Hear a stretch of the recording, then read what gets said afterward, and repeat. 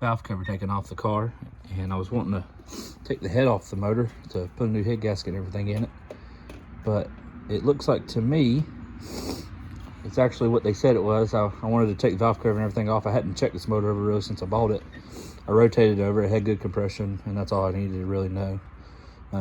If there was any problems, I mean, I was mainly buying it for the parts. But they said it was a Ranger motor, and sure enough it is, because it's got a roller rocker, hydraulic roller rocker. That came in the Rangers, from my knowledge.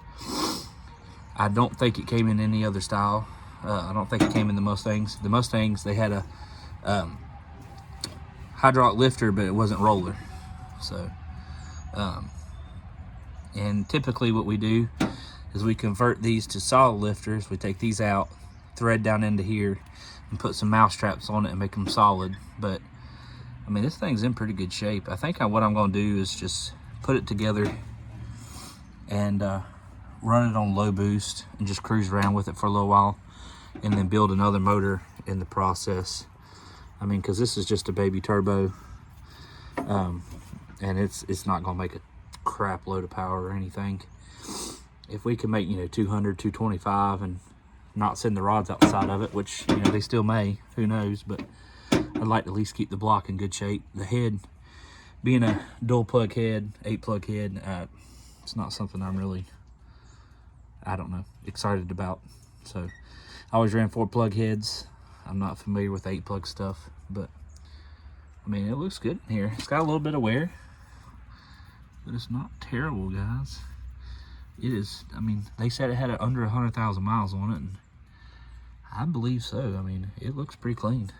So, but what we're going to do now is we're going to replace these stupid bolts that they had. The guy, he was a nice guy and all, but who puts an Allen wrench as a valve cover bolt? I don't know, but these cars come with 10mm bolts on them. So I'm going to run to the hardware store, get some new bolts, and put the valve cover back on it, and then get it covered back up, since we're supposed to have some heavy rain. But all of these were stripped out, and it was from previously him, not me. So either way, but it's coming along. And we got intercooler piping ordered. It's on the way. So what I'm going to do is I'm going to put the valve cover back on it, and then get the intercooler piping. We'll get it all plumbed in, and then we'll go on to the transmission from there, and brakes. I've been going down the rabbit hole on the transmission. I've been looking at 2300 Gear Jammer's channel. He's actually fairly local to me, and I watched what he done with the Doug Nash transmission and everything, and that looks jam up. Problem is, I can't find a Doug Nash transmission very easily, and I'm trying to see if I want to just go stock T5 for now, since it's on low boost, and cruise around, or if I want to go all out and just get the transmission that I need for eventually when we go high boost and actually try to make some real heavy passes. I've looked at G-Force transmissions. I've looked at everything from G-Force to Richmond to everything in between, and just trying to come up with an idea. So if you guys have any ideas, drop it in the comments below.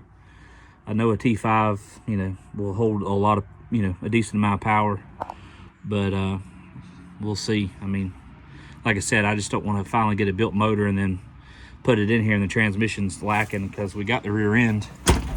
We got the 8.8 and everything that we need underneath there to go for a while. It's good for anything I think this motor's gonna put out, until we try to go really fast, and then we'll be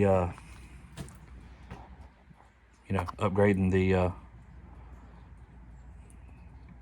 suspension in total. Right now it's stock style suspension, so once we mini tub it and everything else, then we'll go to coilovers and probably just fix that rear end at that point. I mean, there's nothing wrong with that rear end back there, and it should hold everything that this little motor's going to throw at it, especially while it's just stock and kind of on low boost. So I don't know, let's take a trip to the hardware store, get these bolts and get this valve cover back on. All right, guys, we got our bolts. We got our new bolts.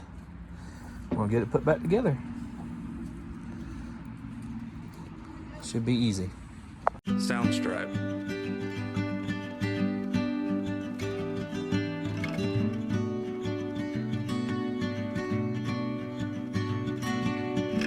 Sound stripe.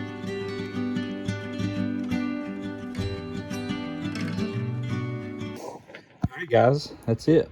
We got it all buttoned up and got it put back together and checked it out. And now we can wait on the intercooler piping and get it all put together.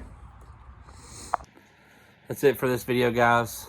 Thank y'all for watching, supporting, and have a Merry Christmas. All right, bye.